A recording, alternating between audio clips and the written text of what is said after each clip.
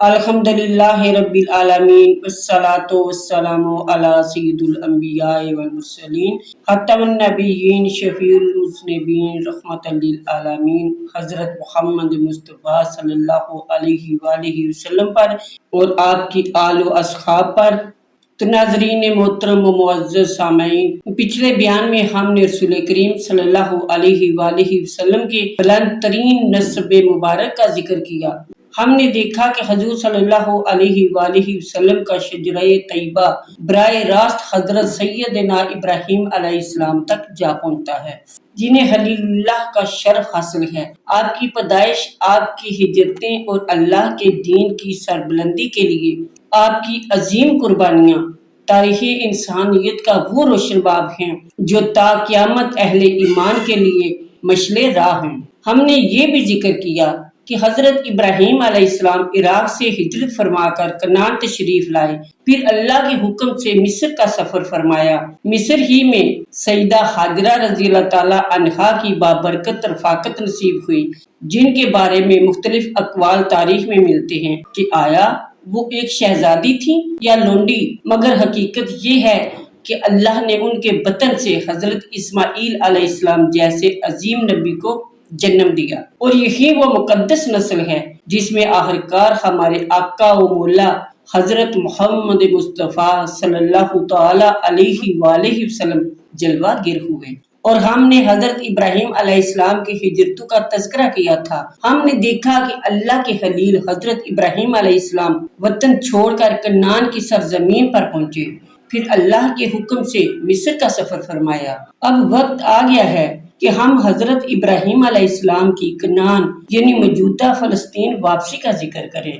ये वापसी दरअसल महज एक सफर न थी, बल्कि अल्लाह के दीन की इशाअत, तबलीग तौहीद और इन इम्तिहानात की तैयारी थी, जो आगे आकर इब्राहीमी सीरत के नहायत रोशन पहलू बनी। हजरत इब्राहीम अलैहिस्सलाम की पूरी जिंदगी सब्र, कुर्बानी, तवक्कुल और अल्लाह के रजा पर कायम रहने का नाम है।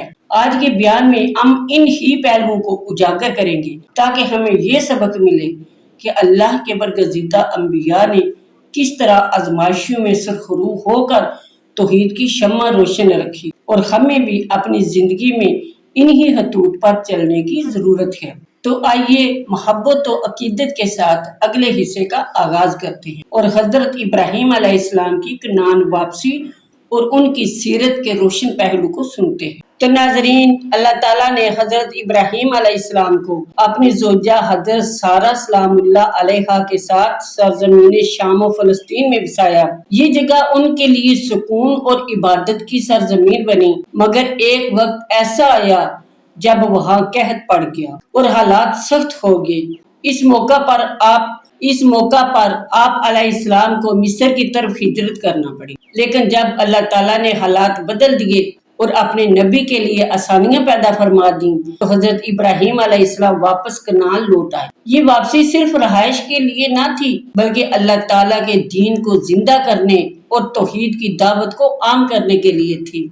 इसी सरजमीन पर आपने कुर्बानियां पेश की, अल्लाह की इबादत का चर्चा किया और अपनी नस्ल के लिए ईमान और बरकत की बुनियाद डाली।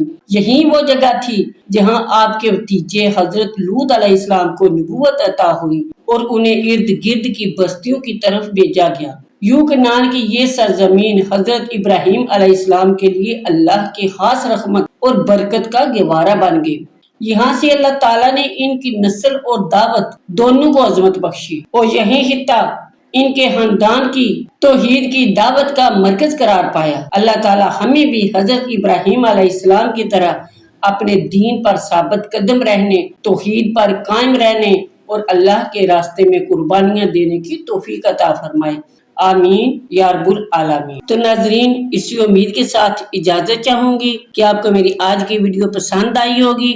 आज वक्त की किल्लत की वजह से मैं वीडियो ज्यादा लंबी नहीं बना सकी, तो माजरत खा हूँ। इसी उम्मीद के साथ आपसे इजाजत चाहूंगी कि आपको मेरी आज की वीडियो पसंद आई होगी। अगर पसंद आई है इसे लाइक करें, शेयर करें और चैनल को सब्सक्राइब कर लें تاکہ ہماری ہر نئی آنے والی ویڈیو سب سے پہلے آپ تک پہنچ سکے۔ ملتے ہیں ایک نئی ویڈیو میں، اس میں ہم ذکر کریں گے حضرت ابراہیم علیہ السلام کی سیرت کے بعض نہایت روشن پہلو پر، جن میں تعمیر کعبہ، تاریخ ارض کی تفسیر۔ عزیزی و نعیمی کے مطابق حضرت آدم علیہ السلام نے زمین پر آنے کے بعد بحکم خداوندی خانہ کعبہ بنایا تھا، جو طوفان نوح کے بعد صرف ایک ٹیلہ کی شکل میں باقی رہ گیا تھا۔ چنانچہ اللہ تعالیٰ کے حکم کے مطابق اس سے حضرت ابراہیم علیہ السلام نے اپنے بیٹے اسماعیل علیہ السلام اور جبریل امین علیہ السلام سے مل کر